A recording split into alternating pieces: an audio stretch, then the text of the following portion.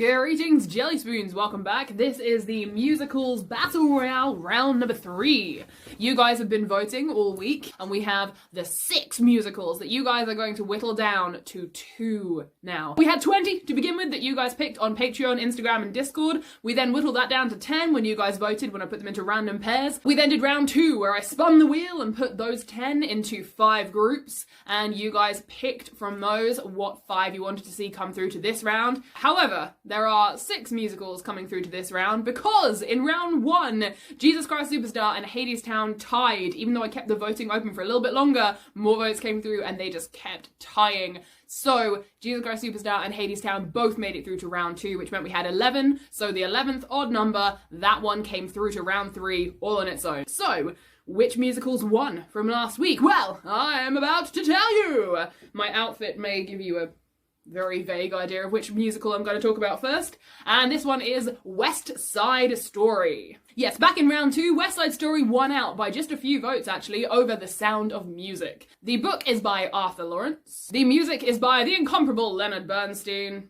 or Bernstein, depending on where you're from and how you pronounce the name. The lyrics by Stephen Sondheim, and the first show ever of West Side Story was in 1957 on Broadway. West Side Story has won 2 Tonys, one for choreography and one for scene design. Very well deserved as well. The story, as you may or may not know, is loosely based on the Shakespearean tale of Romeo and Juliet, 2 star-crossed lovers finding each other from 2 rival gangs, this time from New York's Upper West Side. Hence, of course, the title, West Side Story. The 2 rival gangs are the Jets, the white Americans, and the Sharks, the Puerto Ricans. These guys do not like each other. They have been fighting. They have been killing each other. Despite the amount of dancing, this story actually does have quite a lot of murder and bloodshed. Shakespeare! The best part of West Side Story is undeniably the dancing. Now, you may be here for the songs, you may be here for the plot, but the dancing will blow you away nonetheless. There is an amazing moment called The Dance at the Gym. It shows you a fantastic culture clash of how different groups dance,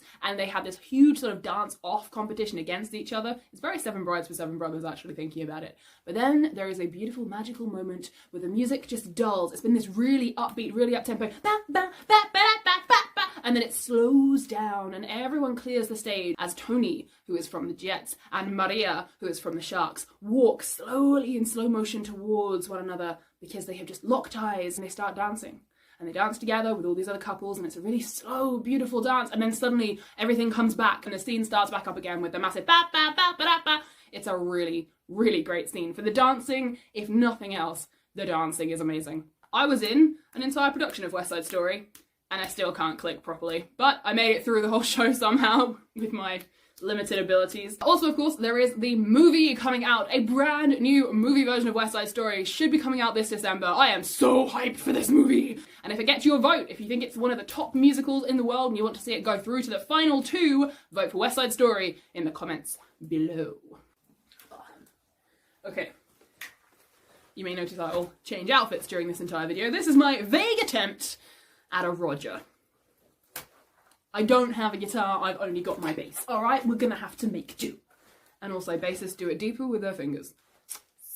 Guitar players. Anyway, as you may have guessed from my Roger ensemble, we have now got our next musical, which is Rent. Rent won over Matilda. Alright, so the book is by Joe Larson. Sorry if I'm butchering these names, by the way. It is loosely based on the opera La Bohème.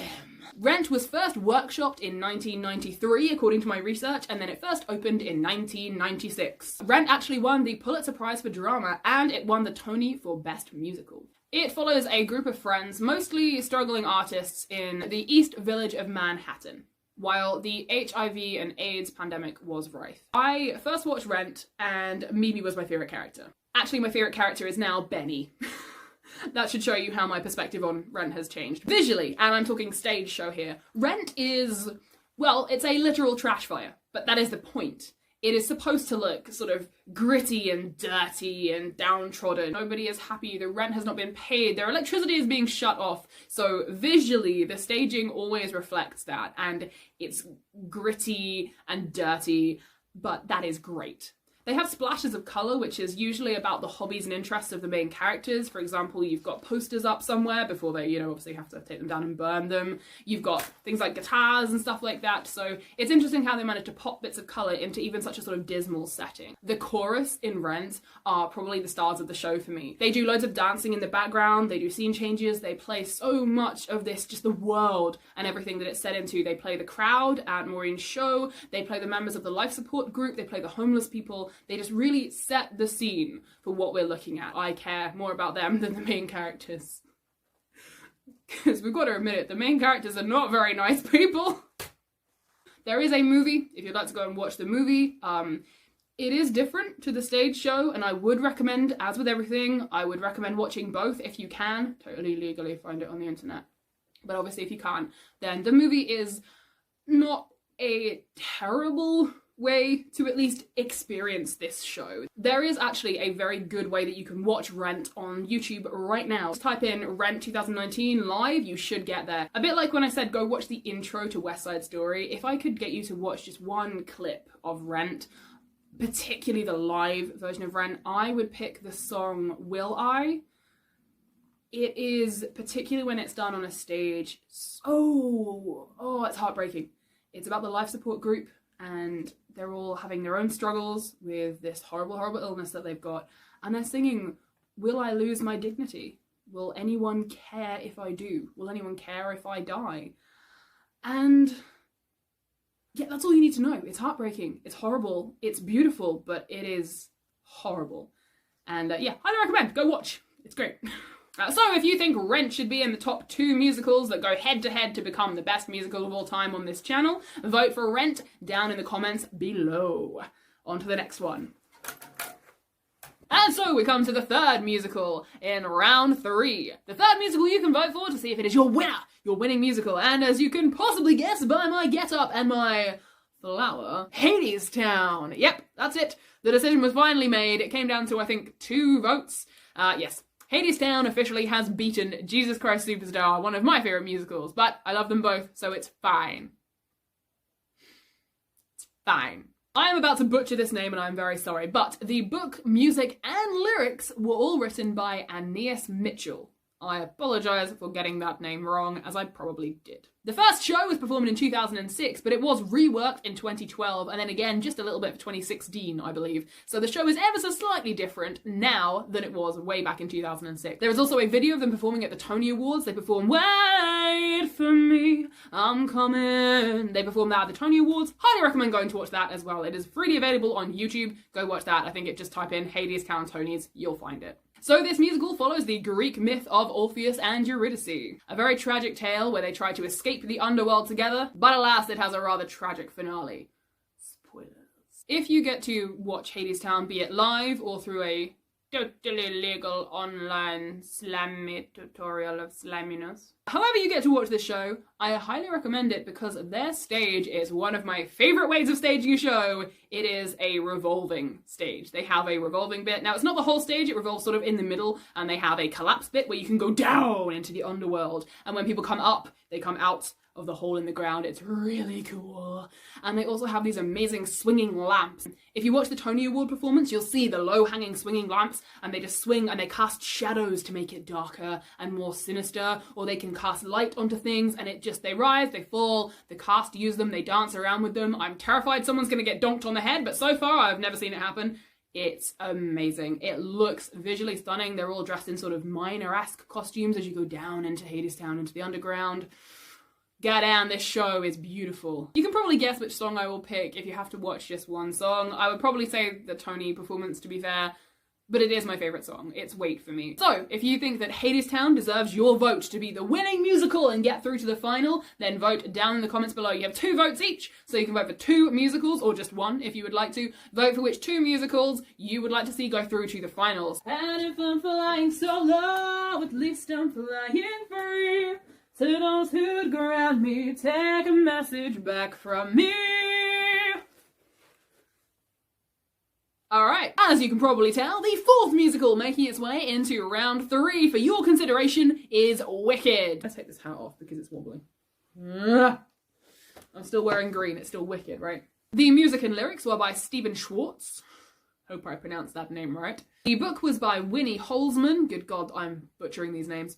And it was based on the 1995 novel by Gregory Maguire. The first show was in 2003 in the Broadway Gershwin Theatre, and it has since gone on to become Broadway's 5th longest running show. If anyone is interested, then the 6th most long-running musical is Les Mis, number 5 is Wicked, number 4 is Cats, number 3 is Lion King, number 2 is Chicago, and number 1 is, of course, The Phantom of the Opera. Wicked the musical tells the story of how the Wicked Witch of the West, Elphaba, became wicked in the first place. It also tells you of her friendship with Glinda, the Good Witch, and how each of them altered the other's life forever. This is a show that truly packs a punch in every single area. Sets and staging wise, it's just beautiful. The colours they use, I know that you're probably thinking it's predominantly green, but actually not. When they're not in Oz, it's not a predominantly green show. There's actually quite a lot of black, really, when you're thinking about it. But nonetheless, it is crafted to perfection. When they first go to visit Oz, you really feel you are in the Emerald City. When you get to the university, you feel the classrooms. When Elphaba is having a horrible downtrodden moment, you feel it. It closes in. The darkness is spot on just her. This show knocks everything out of the damn park. It's brilliant. And also, that bubble. Glinda comes down in a bubble, and every version of the bubble I have ever seen is just amazing. I want to ride the damn bubble. The music, too, can go from hilarious comedy songs like Popular to absolutely agonising, heartbreaking songs like No Good Deed to blow your socks off, knock everyone in the house down songs like Defying Gravity. And of course, No One Mourns the Wicked. A fantastic ensemble number, that one. Absolutely brilliant. Whether you see a full flying show or a non-fly show, still an absolutely amazing show. You will love it. Defying Gravity in particular just seems to be the one that everyone remembers, and it is probably the song that you will know. If there is one moment from this show that you should probably go look up online, yeah, I've got to say it probably is Defying Gravity. If there's one song that you're going to recognise potentially and a moment that is just awe-inspiringly wow and that makes you go, damn, I hope that actress is strapped in okay, it is Defying Gravity. Also, I would like to take this moment to plug a new version of Wicked, which is being advertised a lot recently. I was lucky enough to catch a clip of it on TikTok, and now I've gone and looked it up. It looks stunning. It is the new German production of Wicked. I will include links to everything down below, and I will link you up here, hopefully, if I've got enough links left, to the German trailer. It looks fantastic. Number 1, Elphaba is pretty much ginger, and as you can't tell, but I am a member of the Weasley clan, I am naturally ginger. I am all for this, because green goes amazing with ginger hair. Also, she flies. I will try and include a clip of this if I can find one. Elphaba flies. Now, bear with me. In Defying Gravity, she normally goes up on the lift. Spoilers. She goes up into the air. She's got the big black tendrils all around her. She's got her cloak billowing. She's got the broom in her hand and she's singing, and she's up in the air and it's amazing. In the German show, she is flying. She is up in the air. She looks like a badass witch. She looks like a Death Eater. She looks like a Dementor. She looks like the ghost of Christmas past. I will try and include a clip. Just go watch this trailer. It's like a minute and a half long. It'll take you no time at all. She is literally flying. It looks like she's on wires and everything. The Peter Pan nerd in me is screaming and I'm so jealous. But yes, the German show just looks fantastic. Wicked's so good. If you think that Wicked deserves to be in the final as well, don't forget to vote down below. Throw your 1 or 2 votes. You can vote for 2 musicals at maximum out of the 6 on this list. Are you all ready for my epic costume to represent the Lion King? Here it is. I have a lion. So I have a vague Scar for Scar / Kovu, who is my favourite character from The Lion King 2. And to be honest, I do prefer The Lion King 2 to The Lion King 1. And I also have a lion. Here we go. The Lion King beat out Mary Poppins, so we had to say sayonara to a spoonful of sugar and hello to the beautifulness that is The Lion King on stage. Much like with Rent, if you are voting for The Lion King because you like the movie, that is absolutely fine. Whatever you are voting for, whichever version, it is entirely up to you. If you would like to see whatever version that is into the final 2, then you can vote for The Lion King, but I will predominantly be talking about the stage show today. The Lion King has music and lyrics by a lot of different people, predominantly Elton John and Tim Rice. It has a book by, I'm going to butcher these names, Roger Allers and Irene Mecchi? I apologise for that, I suck at names so bad. The first show was in 1997 in Minneapolis, and the Lion King stage show has gone on to win a staggering 6 Tonys. And as I said before, it is now the 3rd longest running musical on Broadway. Even if you watched this show with no sound on whatsoever, it would still knock your socks off completely. I think one of my favourite clips that I remember and that I've seen online when I re-looked up the show for this video was the animals in the very beginning. The one song, I'm going to say this right up front right now, if you look up one song from The Lion King, the stage show, look up The Circle of Life, because you just believe it. You believe that these are animals on the stage. You completely forget that there are people puppeteering them. You are completely in the moment. There is a huge elephant that gets walked on. It's massive. It is the size of a real elephant. There are people who have gazelles, I'm pretty sure, on like one arm each, and they've got 2 that are sort of jumping over, and they've got one on their head, and they're doing all these, I'll try and demonstrate with Aslan. Are you ready? And they sort of go like this. And they have gazelles, and they have people who are sort of puppeting zebras, and they have the front half in front of them and the back half behind. They have birds on spinning wires. They have the lion masks that come down almost over their faces. They have Rafiki in this amazing headdress. They have people on stilts, 4 sets of stilts being giraffes. This entire show, it's animals and you believe it. They are puppeted so well that it's just, isn't it? Yeah, it's amazing. It's amazing to watch. Visually absolutely stunning. Go look up some videos and clips from it. If you literally just Google image search Lion King musical, you will not be disappointed. It's a very good way to spend an afternoon just scrolling through all those clips and pictures of it on there. One fun distinction that separates the stage show from the movie is that Rafiki was changed to be a female character. When they were writing the stage show, they decided they didn't actually have enough female main characters, so they switched Rafiki around, and Rafiki is now very often played by a female actress and is considered a female role. As I said, if you can only watch one clip from this, and there are several on the internet, in fact, I'm pretty sure that you can totally legally watch the entire show on YouTube. If you only watch one clip, watch The Circle of Life. I will link videos to it, and they have definitely performed The Circle of Life. I don't know if it was at the Tony Awards, but it was definitely on stage somewhere for a performance, so there is a totally legal recording of The Circle of Life that you can watch, and I will try and link that down below for you guys as well. If you would like to vote for The Lion King to make it into the final, then put your votes down below. Don't forget, you've only got 2 votes, and we've only got 1 more musical to go. Well, Jellyspoons. The 6th and final musical that you had voted to go through into round 3, this semi-final of deciding which is the best musical ever, is, of course, Sweeney Todd. Now, Sweeney Todd beat The Phantom of the Opera by just a couple of votes, and it was a very tight-run race most of the time. Those 2 musicals, both kind of gory, a little bit bloody here and there, lots of murder going on, and a dark, mysterious figure who haunts the shadows and ultimately gets a sort of comeuppance at the end. Arguably in The Phantom, he realises the error of his ways. In Sweeney Todd, he, arguably doesn't. The book is by Hugh Wheeler. The music and lyrics are by Stephen Sondheim. It is based on the original play by Christopher Bond. And the first show of Sweeny Todd, the Demon Barber of Fleet Street, was done in 1979 in the West End of London.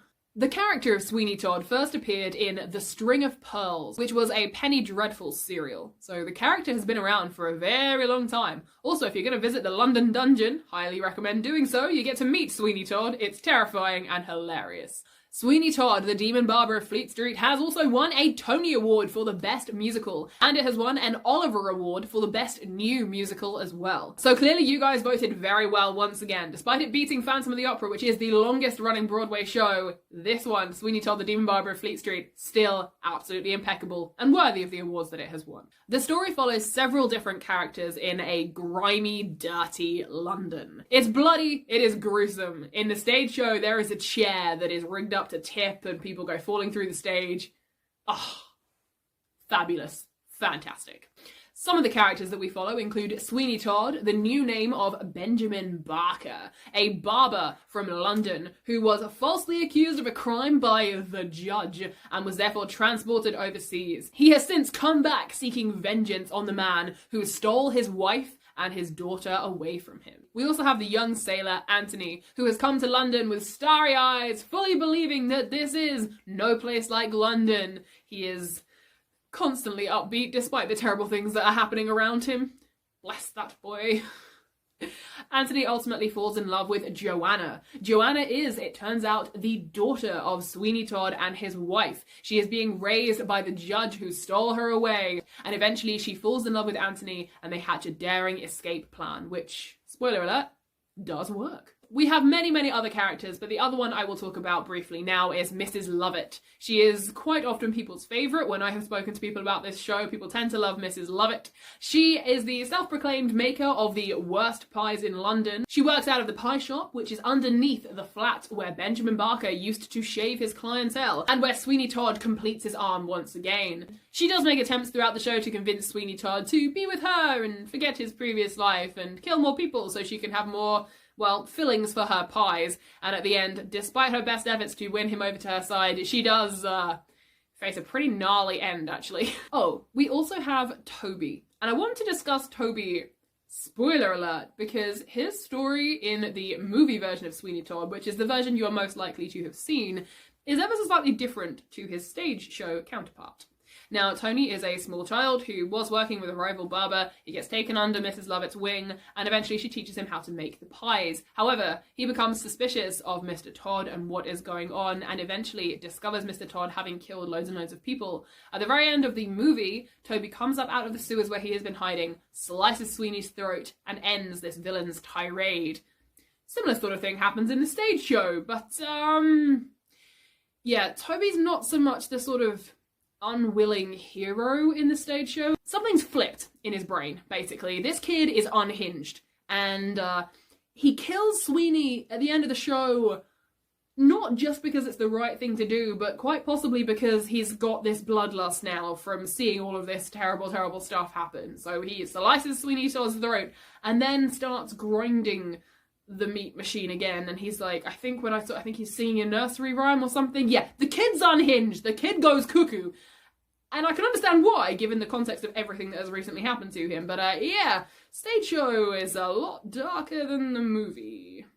Now, speaking of the movie, the Sweeney Todd Tim Burton movie starring Johnny Depp and Helena Bonham Carter is most likely the version of Sweeney Todd that you are familiar with. Congrats if you're not, congrats if you've seen the stage show or watched bits of it online, fantastic. But I am going to defend the movie for a second. Much like Rent the movie, much like West Side Story the movie, much like any musical in movie form that you can watch, including the Gerard Butler Phantom of the Opera, yes, I'm going to defend that as well. I think movie adaptions of musicals, even when they aren't done to the best kind of quality, even when they miss things out, even when it's just not quite right, at least it's getting people into these musicals. People who may never have been able to see these shows, people who might never have heard of them previously, people who would never have necessarily looked up the soundtrack or even just known anything about them. They are getting access to these shows, and it can sometimes be people's introduction to musical theatre. So I want to encourage you, even if you have been sort of gatekeepering-y told from other members of the musical theatre community, like, ugh, don't watch the movie, it's awful, like, just ignore that. Yeah, like, the Sweeney Todd movie, it's not as good as the stage show. Most movie versions are not as good as the stage show is going to be because there is nothing like experiencing this live. However, I will defend the movie versions of musicals because, at the very least, it's exposing people to this fantastic world of musical theatre. Movie musicals are really not that bad. If you're going to watch one song, I recommend that you go to watch the 2010 Proms, where the cast are performing The Ballad of Sweeney Todd / Lift Your Razor High, Sweeney.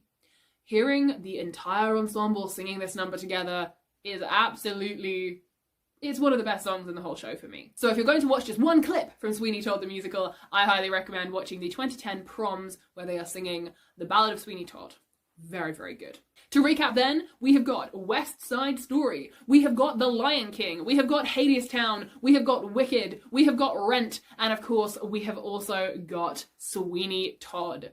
So cast your votes down below in the comments. Which two musicals would you like to see going through into the final, where I will do a huge deep dive into both of them, and you guys will once again vote for the winner.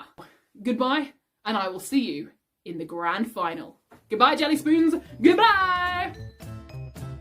Hello Jellyspoons, I'm back for the ending of this video. If you would like to support me, I have a Patreon and a Ko-fi. If you have $3 or more to spare every month and you would like to support me, come on down to Patreon where I post dog pictures, behind the scenes stuff. You get to vote on various different things, like in this musical Battle Royale. The people on my Patreon got to put their picks immediately into the top 20.